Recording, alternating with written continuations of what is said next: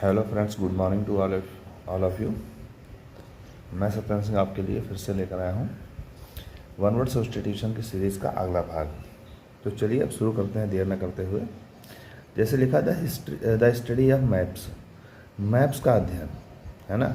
तो मैप का अध्ययन क्या कहलाता है? तो मैप को कार्टो याद रखिए, कार्टो और उसमें ग्राफी।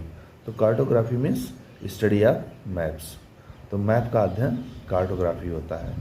अगला है टफ टिश्यूज इन जॉइंट्स।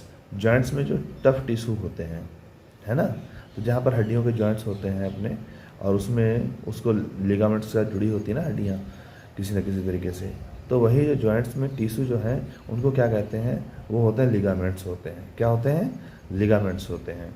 अगला है बिल्डिंग इन विच, एक बिल्डिंग जिसमें डेड बॉडीज आर केप्ट, जिसमें डेड बॉडी रखी जाती हैं फॉर अ टाइम, एक समय के लिए। मीन्स हॉस्पिटल वगैरह में आपने देखा होगा मुर्दा घर वगैरह बने होते हैं, तो उसको क्या कहते हैं? उसे कहते हैं मॉर्चुरी। क्या? मॉर्चरी। एक मॉर्ग भी होता है, बिफोर उसके लिए होता है पीएम, है ना, बिफोर पीएम। और यह place for keeping dead bodies before burning, है ना, क्रीमेशन, जहाँ बर्निंग जलाना या क्रीमेशन करना, दाह संस्कार करना, उससे पहले जहाँ पर बॉडी रखी जाती है उसे भी मॉर्चरी कहते हैं। तो ये दोनों को क्लियर किया, डिफ्रेंशिएट किया गया है कि मतलब इसमें खाली सेंटेंस में अंतर है, बाकी मीनिंग सेम है।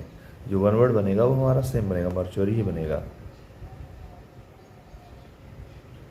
चलिए अगला देख लेते हैं।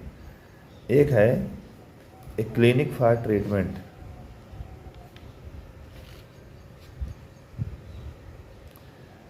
Clinic for treatment, clinic for treat देखिए, a clinic for treatment for consumptives in hilly areas where the climate is salubrious, है ना। तो ऐसी जगह जहाँ पर क्लिनिक ट्रीटमेंट दिया जाता है, जिनमें कोई बीमारियाँ हो, जो कंजम्पटिव मतलब टीबी वगैरह की बीमारी जहाँ पर हो, और ये हिली एरियाज वगैरह मतलब साफ शांत प्रिय जगह जो होती है वहाँ पर रखा जाता है, जहाँ पर क्लाइमेट जो है बिल्कुल शांत होती है, सही होती है। तो यहाँ पर सैनिटोरियम होता है, 6 रोगियों का आरोग्य आश्रम, है ना। तो जहाँ पर टीबी वगैरह के मरीज होते हैं वहाँ पर उसको सही करने के लिए जगह होती है, उसे सैनिटोरियम कहा जाता है, और ये हमेशा एकांत में बनी होती हैं। अगला है वन हु बिलीव्स दैट, जो आदमी विश्वास करता है that gaining pleasure is most important thing in life. मतलब कुछ ऐसे लोग होते हैं कहते हैं बस जीवन में खुशियाँ लो, आनंद ही बहुत इम्पॉर्टेंट है। तो ऐसे व्यक्ति को क्या कहते हैं? हेडोनिस्ट कहते हैं। क्या कहते हैं? हेडोनिस्ट। ये बहुत इंपॉर्टेंट है, हेडोनिस्ट। तो चलिए आगे देखते हैं।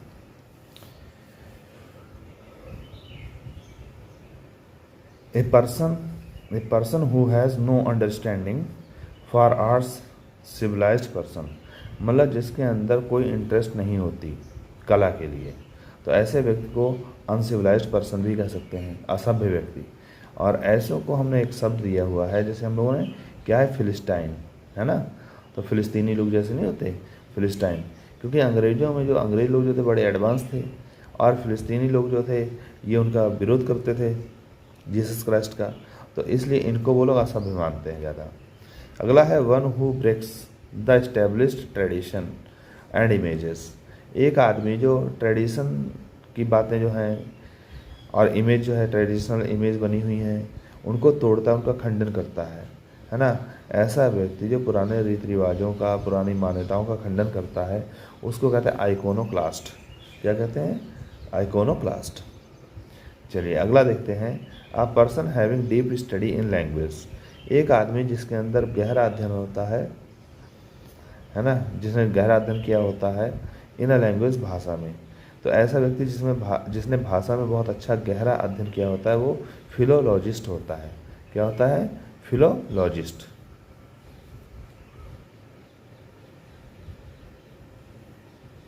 अगला है one who resist to end, मतलब one who resist to the end, एक आदमी जो अंत तक विरोध करता रहता है। तो जो अंत तक विरोध करता रहता है उसे कहते हैं डाई हार्ड। Die hard. अगला है die hard believer and supporter of some religion, किसी धर्म को, कास्ट, कारण को या पॉलिटिकल आइडियोलॉजी, इसको सपोर्ट करने वाला आदमी, उसे क्या कहते हैं? मतलब एक आदमी जो धार्मिक चीज़ों की सपोर्ट करने वाला, उसे फैनेटिक कहते हैं, कट्टर होता है, हठ धर्मी होता है। जैसे धर्मांध जिसे कहते हैं, धर्म के नाम पर अंधा, बिल्कुल मतलब अंधविश्वासी समझ लीजिए पूरी तरीके से। वैसे तो अंधविश्वासी जो होता है सुपरस्टिशियस होता है, लेकिन यहाँ पर जो है जो अपनी बात वाला कहता है कि ये होता है तो होता ही है।